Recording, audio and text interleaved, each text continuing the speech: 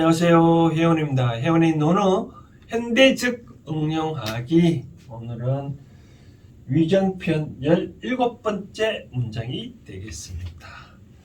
오늘은 내용을 얼핏 보니까 일상생활에서 많이 쓰는 내용이에요. 뭐 아는 것을 안다 하고 모르는 것을 모른다 라고 말하는 것이 중요하지 않냐라고 우리 이제 평소에 말을 하잖아요. 과거에 2000 몇백 년 전에 그 공자도 아마 제자들한테 그런 얘기를 많이 강조한 것 같아요. 보니까 자왈, 유야. 먼저 읽어드린다면 자왈, 유야. 회여 지지호. 지지위 지지. 말이 좀 이상하네, 그죠? 지지지, 뭐, 이런. 부지위 부지, 시, 지하라라고 그러거든요. 풍성해본 말 그대로 아는 것을 안다고 아는 그런 얘기입니다. 먼저 말씀드린다면 해석해드린다면 유야. 유는 이 사람 이름인데요. 우리가 공자의 제자 중에 이제까지 제가 나온 사람 중에 아내도 나왔고 또 자공도 나왔잖아요. 근데 공자의 제자 중에 자로라는 제자가 있습니다. 처음에 또 말했던 자하제자도 있잖아요. 그렇죠? 자로. 오늘은 자로는 아마 처음 나오는 것 같은데, 자로는 이 힘이 굉장히 세대요. 그래서 얼마만큼 힘이 세냐면, 이제 활을 탁 사서 돼지를 탁 한 9마리 놔두고, 이렇게 돼지가 9마리를 이렇게 싹 놔두고 여기서 활을 써서 이 활이 9마리까지 돼지를 잡을 수 있는 그런 힘을 가졌대요. 그러다 보니까 이제 근데 나이는 이 공자하고 한 9살 정도 차이 났대요. 9살 정도 차이 나고. 그래서 그러면 이 자로 이 이름이 유인데 자로는 일명이 자죠. 자. 이제 쉽게 말해서 요즘 따지면 대화명 정도 되겠죠. 그래서 이름이 유인데 이제 그래서 지금 동네 깡패 같죠, 그렇죠? 그래서 이제 공자가 지나가면 이 밑에 제자들이 이 자로한테 그런 말 하잖아요. 우리 스승한테 왜 그렇게 그들먹거리냐라고 얘기를 하잖아요, 그렇죠? 그래서 이제 자로가 시골 보여준 거죠. 활을 탁 써서 나는 이렇게 내 힘으로 돼지를 9마리를 활로 사 죽일 수 있는 힘이 있다. 너는 뭘 갖고 있냐? 라고 하니까 공자가 그런 얘기했대. 당신이 활을 쏠 때 그 활을 방향을 잡아주는 게 뭐 깃털 같은 게 있나 봅니다. 그죠? 저도 활을 쏴보면 깃털이 중요한 거 봅니다. 딱 쏘야 이 손에 딱 재보면 이렇게 딱 해야 딱 맞추잖아요. 나는 네가 활을 쏘는 요 깃털 같은 요 조준종 같은 역할을 한다. 네가 아무리 이 힘을 세서 활을 잘 쏜다 하더라도 깃털이 없으면 활을 제대로 쏘서 쭉 날아가겠느냐. 그래서 나는 그와 같은 역할을 한다. 그런 말에 이제 요 자로가 그 말에 단박에서 이제 드디어 이제 공자의 제자가 됐다라고 얘기합니다. 그래서 자로가 이제 공자의 제자가 되고부터는 이제 동네 어떤 사람도 이 공자를 무시 못했대요. 왜 그러냐면 이제 자로가 이 깡패인데 자로의 스승이 공자니까 뭐 이상한 사람이 시금해서 자기 오야봉을 무시하면 좀 이상하잖아요, 그렇죠? 그래서 드디어 자로가 공자의 제자가 된 것부터는 공자를 무시 못했다라고 얘기를 하는 것. 그래서 힘이 그만큼 셌다라고 말씀드리고 싶네요. 그만큼 이제 9살 정도 차이 나니까 꼭 친구처럼 그렇게 많이 지냈대요. 그래서 자로한테 많은 좀 가르쳐 주려고 많이 노력해봤나 봅니다. 그러니까 이제 공자가 이제 이 유야 자로한테 말한 거죠. 회자는 가르칠 회자입니다. 가르칠 회. 이 회자가 우리말은 잘 없는데 한문에 그런 나오는데 회유한다 할 때도 이 그런 회자는 아니고요. 회유할 때도 물론 가르치다 이 회자 쓰는데 잘 안 쓰는 것 같아요. 여는 계집 여자네요, 그렇죠? 이때 계집 여자는 물론 계집여자지만 또 다른 너라는 뜻도 있던 너여자 이런 식으로 삼수변이 있는 처럼 너여라는 표현을 합니다. 여기서 이제 너여자로 써여졌네요. 너에게 가르쳐 주겠다. 뭐를 가르쳐 주는 게 지지하. 그러니까 알지자. 이 지는 인칭 대명사 모든 사물을 가는 대명사거든요. 아는 것이 어떤 것인지를 내게 가르쳐 주마라고 얘기하는 것 같아요. 쉽게 말해서 이 자로가 지 힘만 믿고 뭐 거들먹거리고 뭐 등등 하니까 좀 그 스승께서는 좀 못마땅했겠죠, 그렇죠? 좀 그만 아는 체를 해라. 잘 모르면서 자꾸 아는 체 하냐. 바로 그런 얘기를 했대요. 쉽게 말해서 이제 하나 뭐 재밌는 에피소드를 얘기를 하면 자로가 뭐 깡패 역할 등등 하니까 뭐 옷도 잘 입었겠죠. 옷도 잘 입고 뭐 말도 그들 뭐 이상해서는 잘 하니까 이 공자께서는 참 한심하게 보였겠죠, 그렇죠? 뭐 머리에 든 것도 없고 뭐 속이 텅 비었는데 옷을 입으니까 저 공자께서 뭐 그런 말을 했대요. 야 자로야, 유야, 니 잠깐 보자. 네가 그렇게 옷을 쫙 입고 뭐 얼굴 빈뜨리리 하고 말고 하면 누가 니한테 뭐 지식을 전달해 주겠느냐? 뭔가 좀 어리숙해야 뭔데 네가 뭐 좀 가르쳐 주겠는데 네가 그렇게 뭐 아는 체 하고 그렇게 하면 누가 니한테 지식을 전달해 주겠냐? 바로 그런 얘기를 했대요. 사실 그렇죠. 우리가 일상생활을 하면서 뭐 어떤 사람이 가르쳐 주고 싶은데 딱 아예 모른다 하면 잘 가르쳐 주잖아요, 그렇죠? 근데 뭐 아는 체 하니까 예를 들어서 이런 경우 있겠죠. 어떤 일을 하려면 어떤 일을 다 알아야 된다. 그런데 어떤 사람이 이걸 모른다 하면 저도 많이 뭐 군대에서 병장 해보고 또 팀장 또 뭐 부장 또 뭐 본부장도 했지만 이런 식으로 모르는 사람한테는 뭐 가르쳐주고 싶잖아요, 그렇죠? 아는 체 하는 사람한테는 안 가르치겠죠, 그렇죠? 바로 그런 것 같아요. 그러니까 이제 자로야, 니는 제발 옷이라든지 좀 거듭거리 마라. 그래야 누가 니한테 가르쳐 주지 않냐. 그러니까 이제 자로가 다시 옷을 이제 시키면서 평상복을 입고 나타났다. 참 무지 못할 그런 사인이 있었대요. 바로 그런 내용인 것 같아요.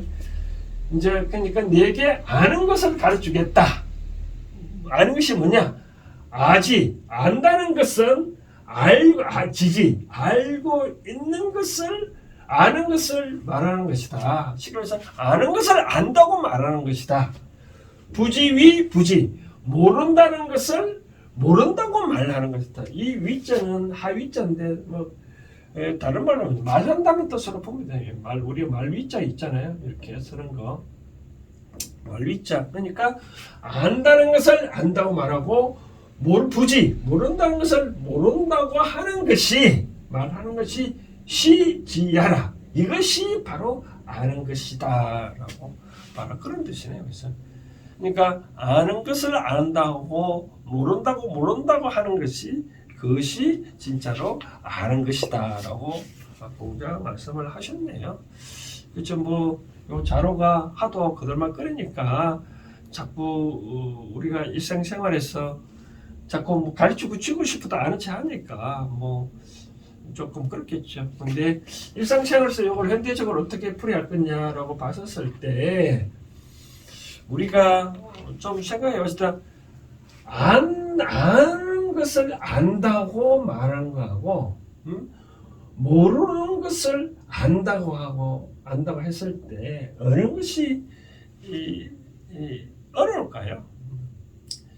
쉽게 말하자면 우리가 안다고 아는 것은 뭐 쉬울 수도 있잖아요. 아는 거 네 아느냐 네 안다. 그런데 모른다고 안다고 하는 거 모른다고 안다는 거 좀 너무 좀 그들먹거리지 않을까요? 일상생활에서 대부분 이런 거거든요. 근데 안다는 것을 모른다고 하는 게 과연 수도 있잖아요. 그거 쉬울까요?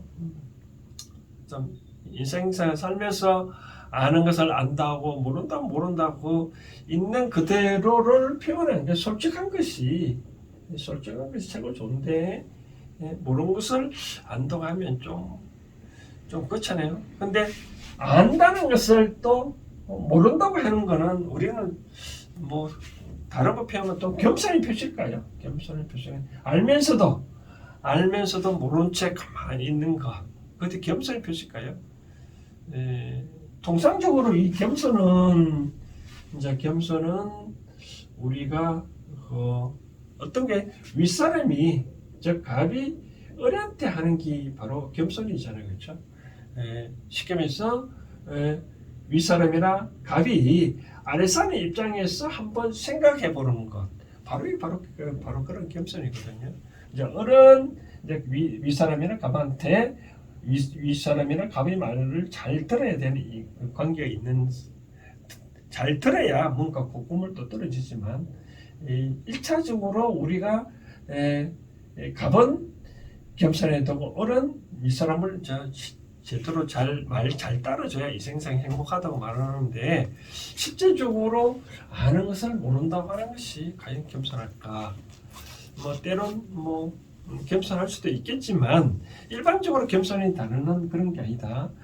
바로 갑의 입장에서 상대방의 입장에 서서 생각해 보는 것이 바로 그런 겸손이다 말을 또 해드리고 싶고, 또 아는 것을 제가 또 말씀드린 것은 이 안다고 했을 때 안다고 하고 모른다는 것을 모른다고 하는 것이 일종의 지혜로운 거죠.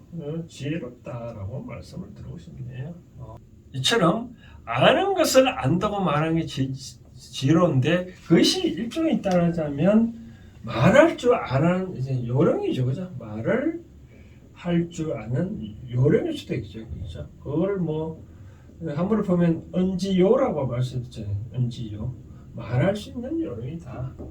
내가 통상적으로 일상생활에서 아는 것을 안다고 모른다고 얘기하는 게 말할 줄 아는 진정한 요령인데, 그 요령이 있다는 것은 내가 지혜로운 거죠. 이 세상에 살면서 불쑥불쑥 나서는 것도 안 좋은 거고, 또 가만히 있는 것도 안 좋은 거고, 적소에 내가 말할 수 있는 것이 바로 지혜로운 거죠, 그렇죠?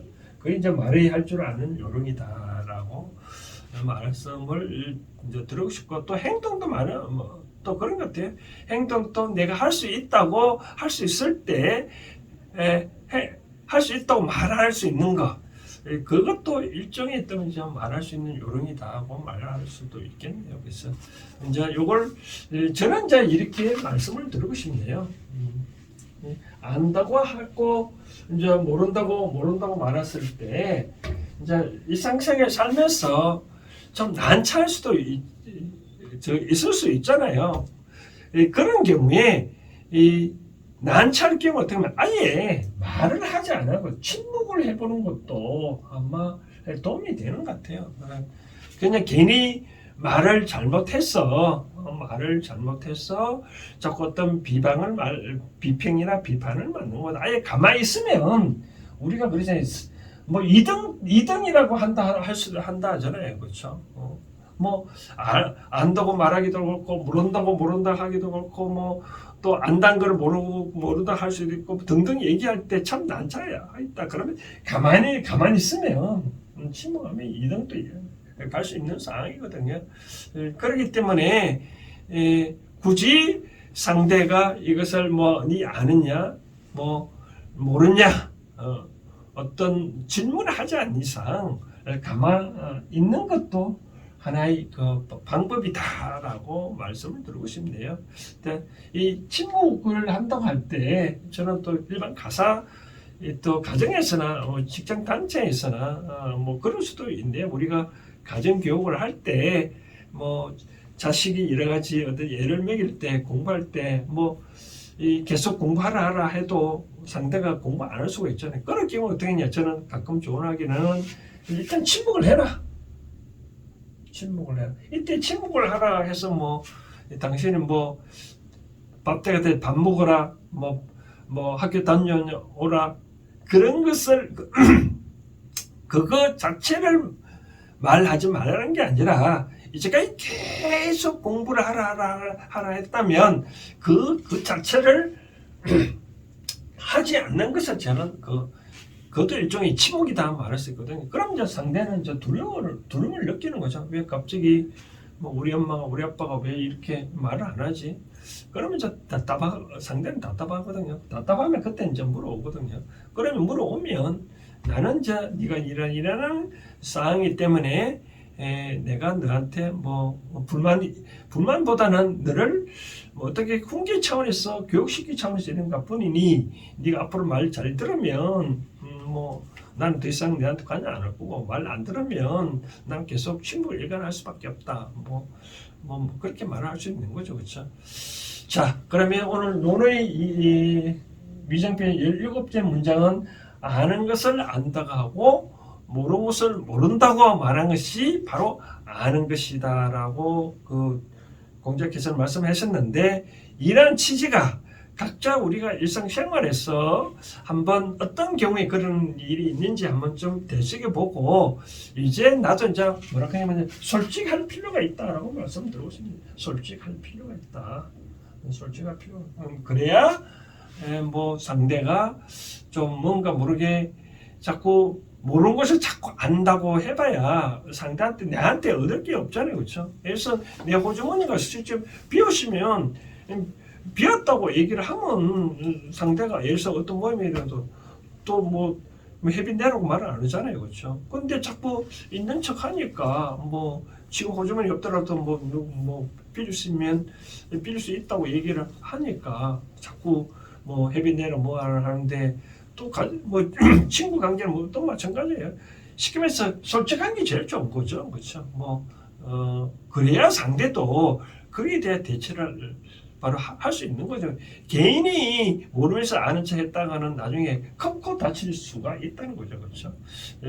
그것처럼 아까 말한 대로 가만히 있으면 2등이라도 하는데 괜히 낯섰다가는 바로 큰 낭패를 볼 수가 있지 않겠나라고 말씀드리고 싶네요. 또 하나 첨부하고 싶은 사항은 이런 내용이 있습니다. 우리가 안다는 것을 다시 한번 새겨 봤었을 때 안다는 것, 우리가 안다는 게 보면 우리가 이 느낌을 아는 걸 수가 있잖아요. 저 느낌으로 아는 거하고 또 지식으로 아는 거하고 지식 다른 거로 체험으로 아는 거하고 차이가 있겠죠, 그렇죠? 우리가 뭐 느낌을 안다는 것은 우리가 이제 인간의 몸은 항상 이 대전하고 연결되어 있기 때문에 영적으로 많이 이제 사람은 이 동물과 달리 영적으로 많이 개발됐기 때문에 여러 가지로 많이 이제 느낌을 알 수가 있잖아요, 그렇죠? 그런 것들이 과연 영적으로 안다는, 느낌적으로 안다는 것이 좀 더 구체화되고 좀 더 체계화 되려면 어떻게 해야 될까요? 저는 개인적으로 어떤 지식적으로 많이 갖춰져야 우리가 이것을 제대로 해석을 할 수 있지 않겠냐라고 생각되어지거든요. 쉽게 말해서 이제 저는 이걸 이제 말씀을 드리고 싶은 거죠. 뭐 예를 들어서 어떤 예를 들어서 무녀가 있다, 뭐 무당이 있다. 무당이라 하더라도 자기가 말한 게 아니라 신이 그 어떤 말을 하잖아요. 그런데 신이 아무리 말하더라도 거기서 신이 말하는 것을 내가 이해를 하고 뭔가 표현하려면 많은 지식이 갖춰져야 되잖아요, 그렇죠? 지식이 많이 갖춰져야 내가 어떤 걸 영감을 느낌을 받더라도 이걸 제대로 설명을 할 수 있지 않겠냐라고 이제 말씀을 드리는 거죠, 그렇죠? 제가 이 내용을 말씀을 드리는 것은 안다고 할 때 안다고 말을 할 때 안다고 할 때 내가 지식의 차원에서 알았냐, 느낌 차원에서 알았냐라고 말을 했었을 때 저는 이 지식 차원에서 안다고를 했을 때 그것이 진정으로 아는 것이지 느낌으로 그렇다고 안다고 말하면 안 된다라고 말씀드리고 싶은 거예요. 이 느낌이라는 것은 제각기 근기가 다 다르기 때문에 그냥 느낌을 예를 들어서 내가 왜 제가 이런 얘기를 하면 뭐 예를 들어서 누가 이렇게 말하면 느낌이 네 그렇지 않냐? 근데 그 느낌이 맞을 수 있지만 그것이 100% 그게 안 맞을 수도 있거든요. 그런 경우에 곤란이 처해질 수 있으니 이제는 쉽사리 어떤 것을 안다고 해서 불쑥 그것을 꺼내낼 필요는 없지 않냐. 그것이 확실한데 내가 어떤 과거의 경험이든 책을 통해서 배우든 지식을 통해서 배우든 그것들이 나의 체화가 되지 않은 상태에서 굳이 안다고 할 필요는 없지 않겠나 말씀을 드리고 싶네요. 자, 오늘은 논어 위정편 17자 문장은 아까 제가 말했던 그런 거라든지 방금 이런 내용 것들을 참고해서 앞으로 이 문장을 해석할 때는 그런 쪽으로 받아들이면 어떻겠냐라고 제 생각을 말씀드리고 싶네요. 오늘 여기까지 하겠습니다. 감사합니다.